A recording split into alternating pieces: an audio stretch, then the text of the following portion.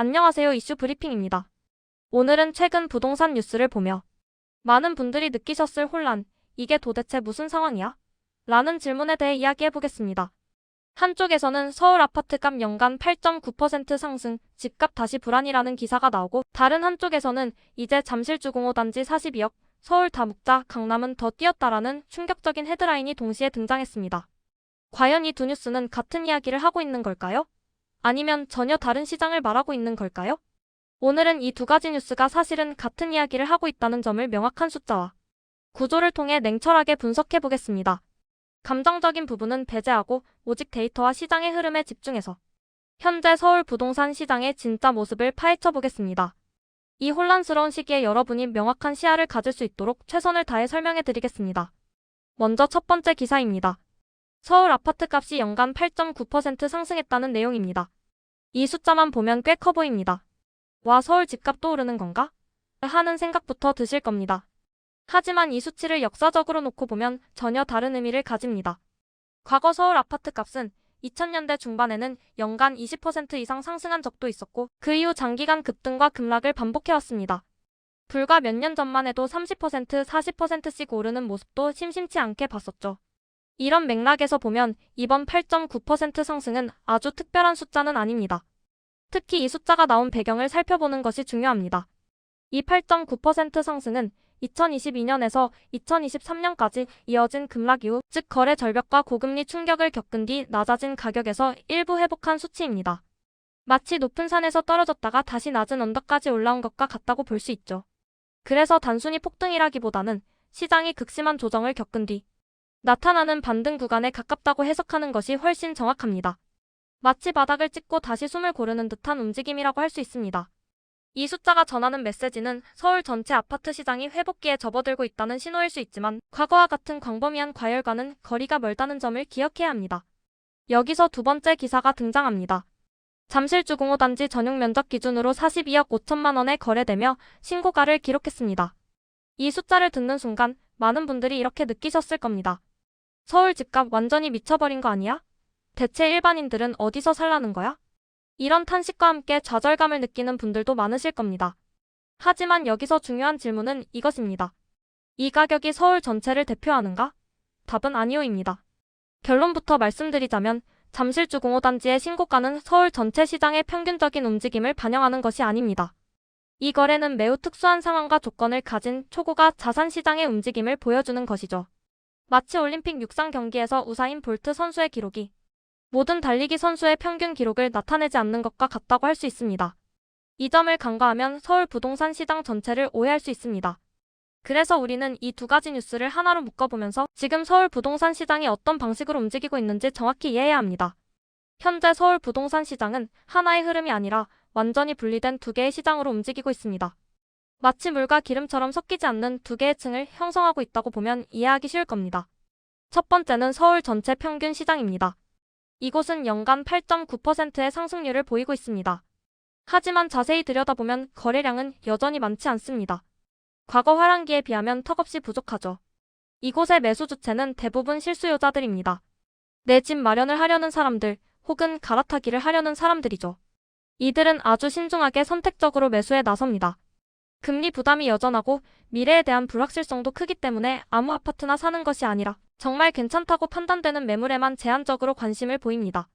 따라서 이곳은 시장 전체의 온도를 조금씩 올리는 정도의 움직임을 보입니다. 반면에 두 번째는 초핵심지 시장입니다. 잠실 압구정, 대치, 반포 등 강남 3구의 핵심 지역들이 여기에 해당합니다. 이곳은 거래는 적지만 나올 때마다 신고가를 기록하는 경향을 보입니다.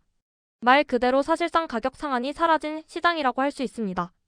잠실주공호 단지 42억 거래는 바로 이 초핵심지 시장의 단적인 예시입니다.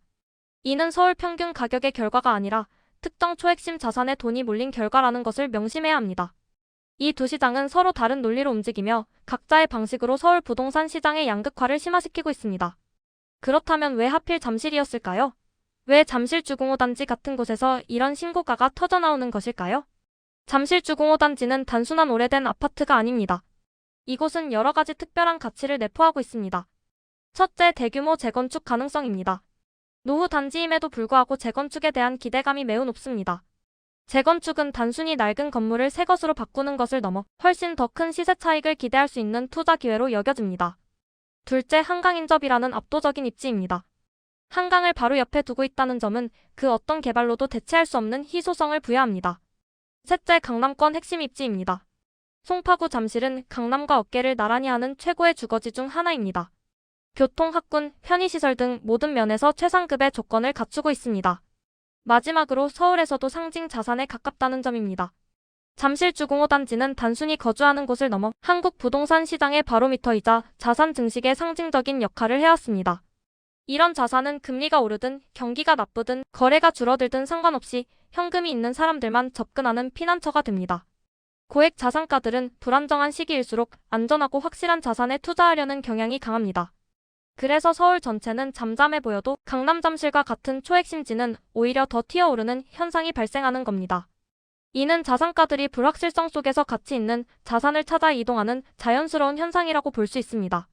서울 다 묵자, 강남은 더 뛰었다. 이 문장은 얼핏 감정적인 표현 같지만 사실은 지금 시장을 가장 정확하게 설명합니다. 정부가 대출을 조이고 규제를 강화하고 전반적인 시장을 누르려 할수록 그 압력은 약한 곳이 아니라 강한 곳으로 몰립니다.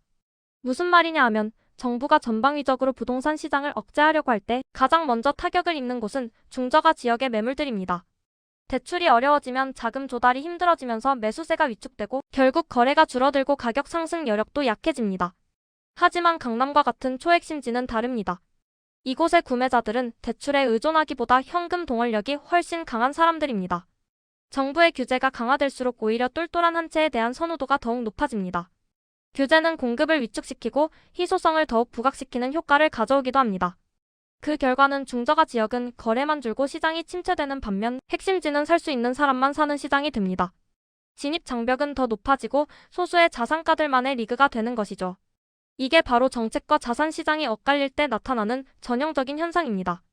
시장의 기본적인 수요와 공급 원리를 무시한 채 인위적으로 억누르려고 할 때 항상 이런 식의 부작용이 나타나곤 합니다. 규제가 오히려 초핵심지의 가치를 더욱 공고히 하는 아이러니한 상황이 펼쳐지는 겁니다. 그래서 지금 집값은 위험한가? 이 질문에 대한 답은 단순하지 않습니다. 섣불리 곧 폭락한다고 단정하거나 다시 영끌의 시대다라고 외치는 것은 둘 다 위험한 접근입니다.